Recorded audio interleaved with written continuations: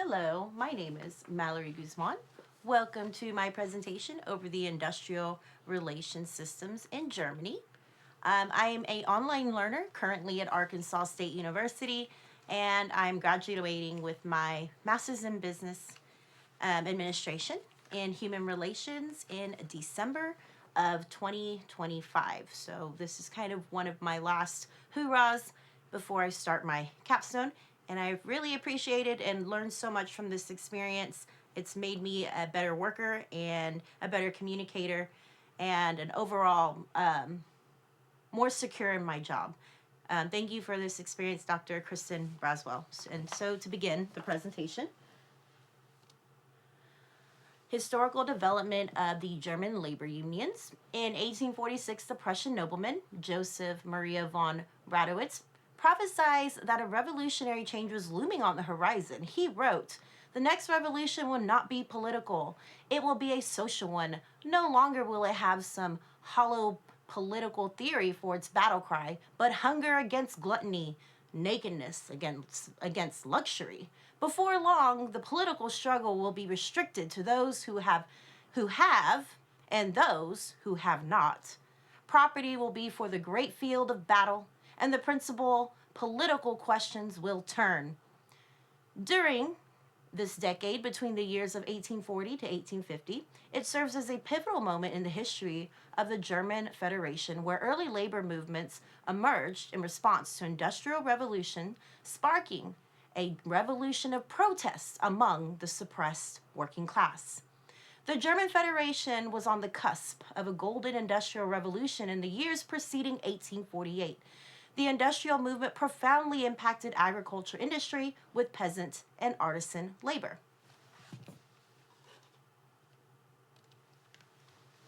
With the industrial era came its prosperity for the business owners, shop owners, and a more professional class of merchants and shop and workers, as it ushered in new machinery that made human labor less needed, as well as driving down the cost of human labor, which was conflicting. In response to the new machinery competing with their jobs and starvation, unhappy German workers revolted in Silesia, starting with the weavers and then joined by other groups such as masons, carpenters, and other artisans. They broke out in protest, destroying shops and homes of the prosperous workers. This event inspired a series of protests in the city of Breslau. News of the French Revolution was abuzing in Germany. Workers began meeting to discuss concessions and participate in early union activities. News of the revolutionary protests in Russia reached German leadership and government, leaving them indecisive on how to react to this. Revolutionaries called for change, but no final agreements were made between the workers and the German leadership. The momentum of the March days entered a period of deceleration. On April 6, 1848, a historical day for the people of Prussia, as the right to free association was officially declared. With this proclamation, it became legal for the establishment of organizations, coalitions, and guilds. Founding members of these pioneering emerging organizations laid the groundwork for collective bargaining to improve workers' lives. In the fall and winter of 1848, Germany experienced the formulation of numerous parties and interest groups on both sides of the revolution, those in support and those who opposed it. In September of 1848, rioters struck in Frankfurt in response to the German leadership ceasing the Denmark War. These protests were a byproduct of political unrest and symbolized a call for greater national unity and organization among the working class. These protests revealed the newly gained position of These protests revealed the newly gained position of control held by the working class in society. The Berlin Congress used these historical protests to acknowledge that the divide that once existed between the master and journeyman are no longer there. They have dissolved. The suppressed workers of Germany joined the 1848 revolution in the hopes to win over government support and sentiment for their causes for improved workers' rights and recognizing workers' union as a legitimate organization. This support was short lived as another revolution erupted in Germany in May of 1849. German peasants and workers took to the residential streets and quiet countrysides, rallying to defend their liberties and rights. In February of 1850, Congress met with union delegates in hopes of broadening the relationships and expanding their associations with the revolutionary activities and events that occurred in Germany during that time. The legislative barriers imposed by the German government were in response to the support of the revolution displayed by the German workers, peasants, as well as artisans. The revolution inspired suppressed workers to protest for the right to organize, worker coalitions to advocate for improved worker rights and liberties. It is no coincidence that the German Revolution led to the emergence of the German workers' movement in the years of 1848 through 1849. On May 23, 1863, the German Workers' Association, a German political party, was established in Leipzig, Kingdom of Saxony, by Ferdinand Lassalle. This organization was unique because it was the first large-scale working class party to be organized in Europe. In 1875, the General German Workers' Association experienced a social democratic workers.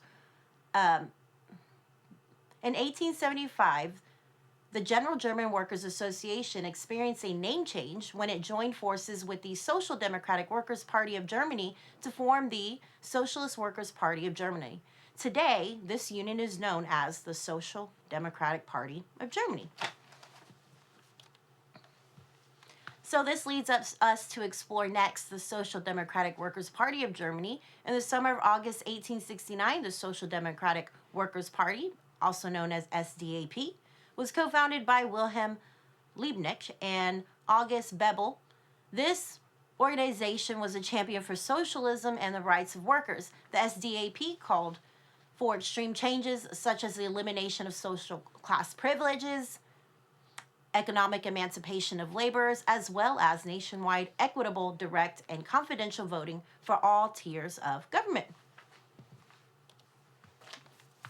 In October of 1878, the anti-socialist law was enacted to suppress the expansion of the German social democracy.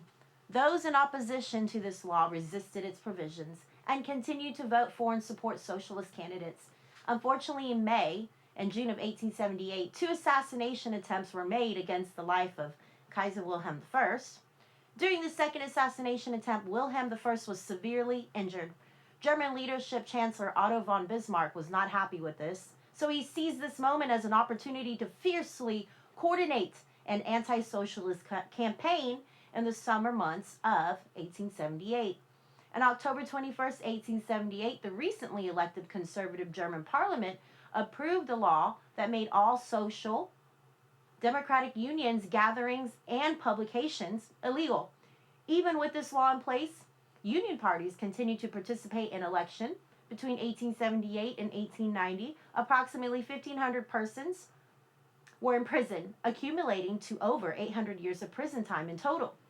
With the atrocities and adversity endured by the Social Democratic members during this time period in Germany, it is a reminder of the party members' heroic deeds that aid to unite dedicated members of the Social Democratic Party.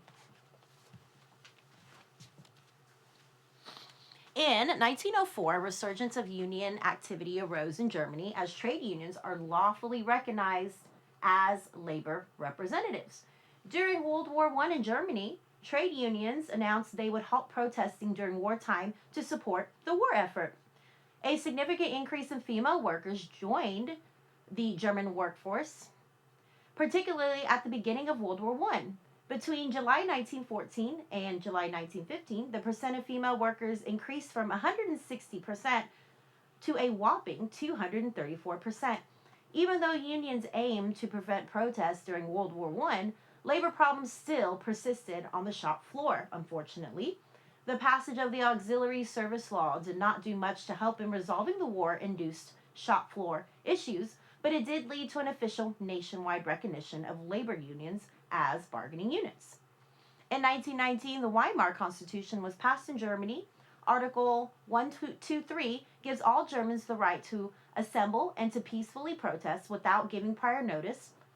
Article 124 of the Constitution gives all Germans the right to form and join associations with the bounds of law.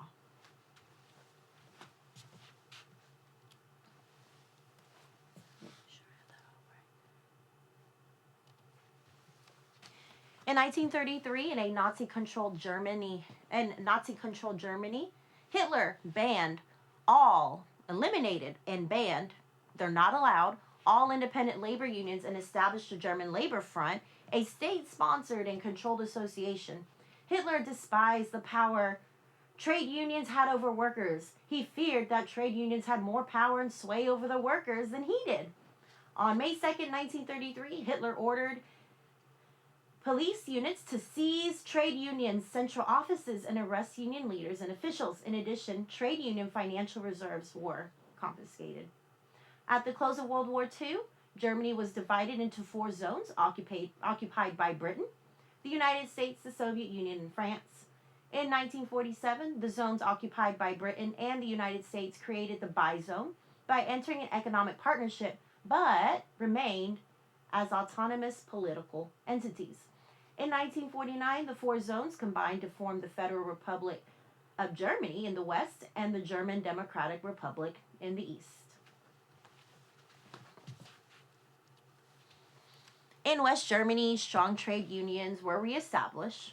An example of a trade union that emerged post-World War II was the Federation of German Employers Associations in metalwork and electrical engineering industries. Another trade union that existed in West Germany after World War II was the German Confederation of Trade Unions, or the DGB. In Soviet Union occupied East Germany, the East German Free Trade Union Confederation, or the FDGB, represented the interests of all workers. The FDGB was a component of the National Front, and its board members held senior positions within the Socialist Unity Party of Germany, which stands for SED. FDGB, on May 8, 1949, in West Germany, the basic law of the Federal Republic of Germany was adopted by the Parliamentary Council. This constitution included more than 140 measures that detailed the structural foundation of the political framework as well as the duties and functions of its individual branches.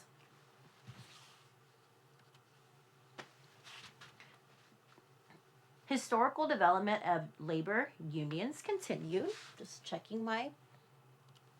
Okay. The basic law of the Federal Republic of Germany established fundamental freedoms and principles that underpin independent labor associations. This constitution highlighted that everyone is equal before the law and protected rights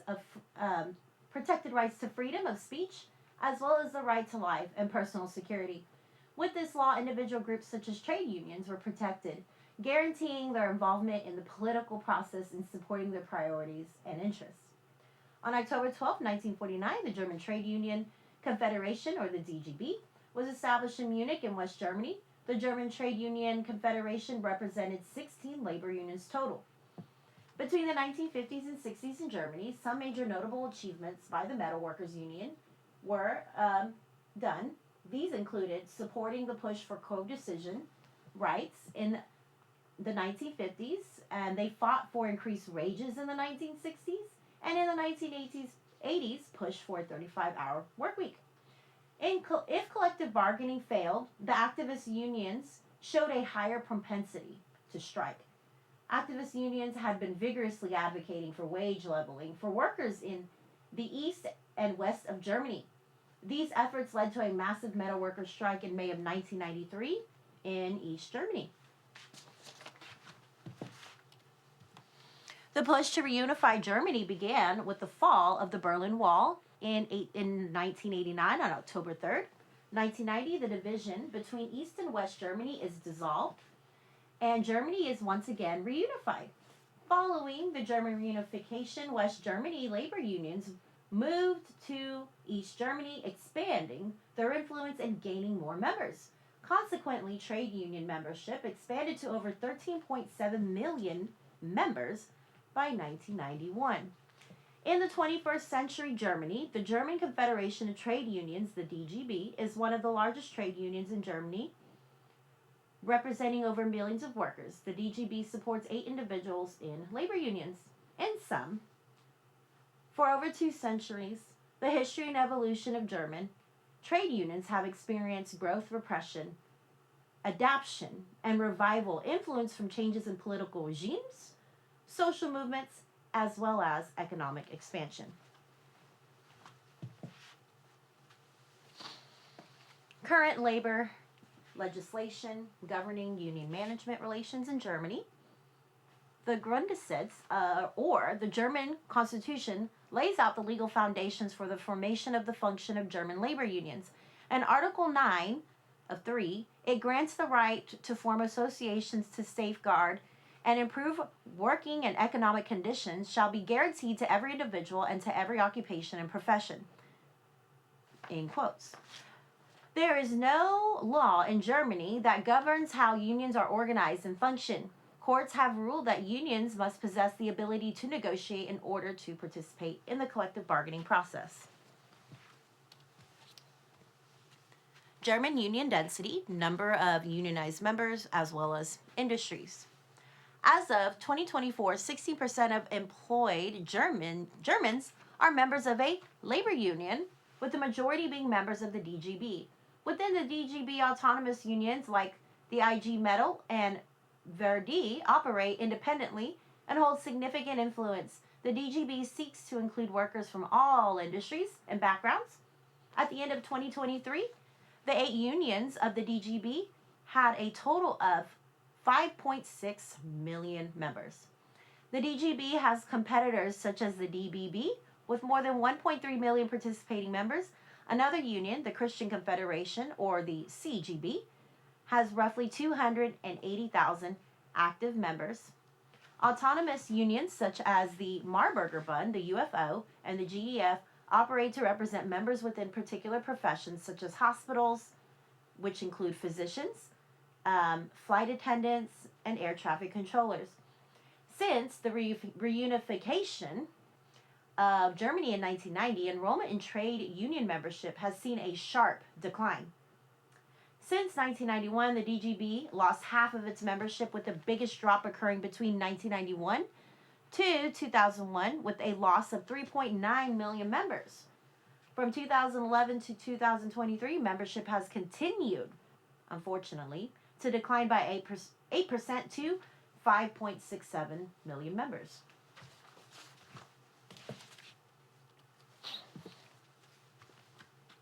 German union density continue.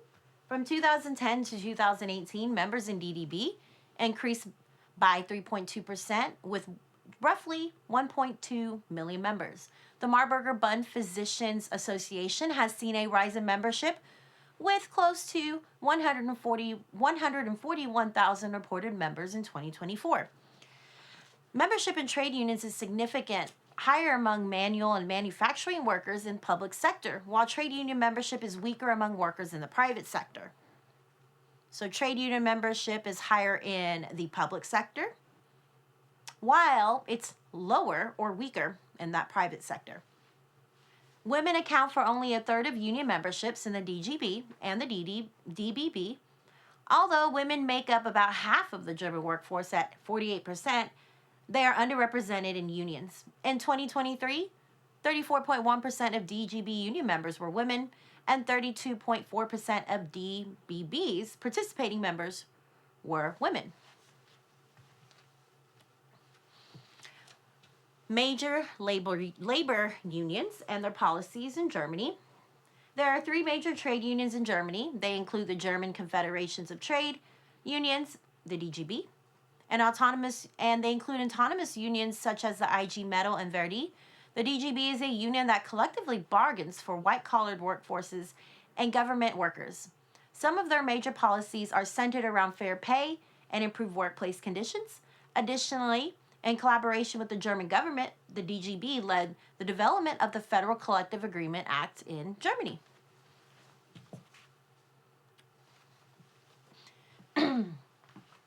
Major labor unions and their policies in Germany. The IG Metal Labor Union represents workers from metalworking, textile, and plastic trades. IG Metal's policy focus on promoting worker-friendly workplaces, securing higher wages, and reducing the length of the work week. Furthermore, they advocate for preserving current jobs and support the generation of new employment opportunities. Major labor unions and their policies continue. The United Service Union, or the Verdi, is a large union that operates internationally with more than 2 million members and focuses its interest in German tariff policies in particular. In 2024, Verdi collaborated with the actors unions BFFS to engage in collective bargaining with producers in the German film industry, aiming to reduce working hours, enhancing compensation, and establishing an industry-wide pension plan. This agreement also marks an initial effort toward regulating the application of AI in film production. The German government has a role in how labor unions operate and negotiate contracts. The German government supports collective bargaining agreements between employees and employers and recognize the terms and agreements decided upon in these legally binding contracts. The government exerts limited influence over the collective bargaining process. Its goal is to safeguard workers' rights and increase interest while promoting flexible occupation conditions. The Collective Bargaining Act, enacted in 1949 in Germany, regulates the collective bargaining process between unions and employers. The German government wants to avoid playing a centralized role in the labor union's negotiation process. The German government's primary goal is to establish a statutory framework that guides the collective bargaining process and protects workers' rights, while also empowering companies to remain competitive and sustain through regulations that promote efficiency.